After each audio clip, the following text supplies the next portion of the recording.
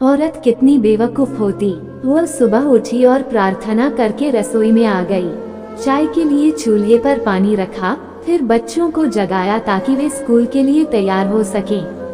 रसोई में जाकर चाय बनाई और अपने सास ससुर को दे दी। फिर उसने अपने बच्चों के लिए नाश्ता बनाना शुरू किया। बच्चे जब तैयार हुए तो उन्होंने नाश्ता किया और उसने बच्चों का लंच बनाया। इसी बीच बच्चों की वैन आ गई। बच्चों को स्कूल भेजकर टेबल से बर्तन समेटे। इसी बीच पति ऑफिस के लिए तैयार होने गए तो उनकी जरूरी चीजें निकाल कर दे दी। जल्दी से किचन में आई और पति के लिए नाश्ता बनाने लगी। एक पराठा और अंडा अभी बना ही था कि नन्ही नंद रसोई में आई। ये कहकर नाश्ता गई कि मुझे कॉलेज जाने में देर हो रही है। उसी समय देवर भी यूनिवर्सिटी जाने को तैयार हो गया। जल्दी से पति और देवर के लिए नाश्ता बनाया और मेज पर रख दिया। 9 बजे पति ऑफिस गया तो उसने आकर टेबल से बर्तन उठाकर सास और ससुर के लिए नाश्ता बनाया। जब तक सास ससुर ने नाश्ता किया तब तक वह रसोई साफ कर बर्तन धो चुकी थी।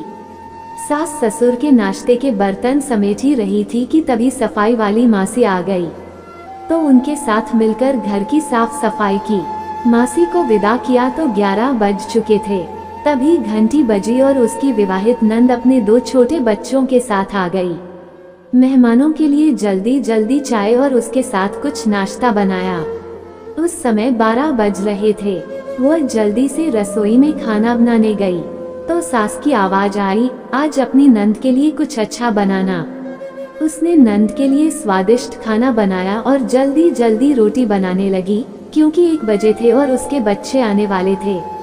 बच्चे जब स्कूल से आए तो उन्होंने मुंह हाथ धोए, कपड़े बदले और उसने उन्हें खाना खिलाया।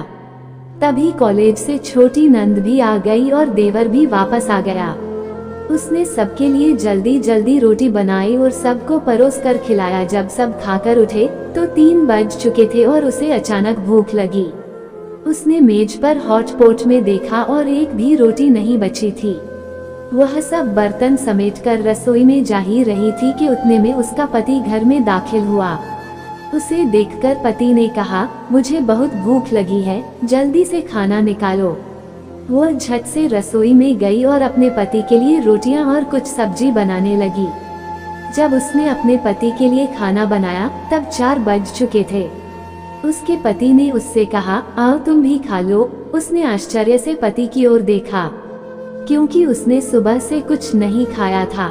वह पति के साथ खाना खाने बैठ गई।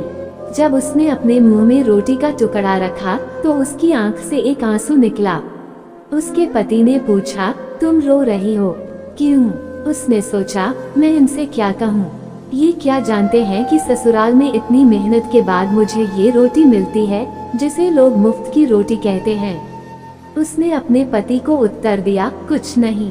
उसके पति ने कहा, स्त्री कितनी बेवकूफ होती है, किसी कारण के बिना भी रोने लगती है। दोस्तों, कहानी अच्छी लगी तो चैनल को like, subscribe and bell icon जरूर प्रेस करें।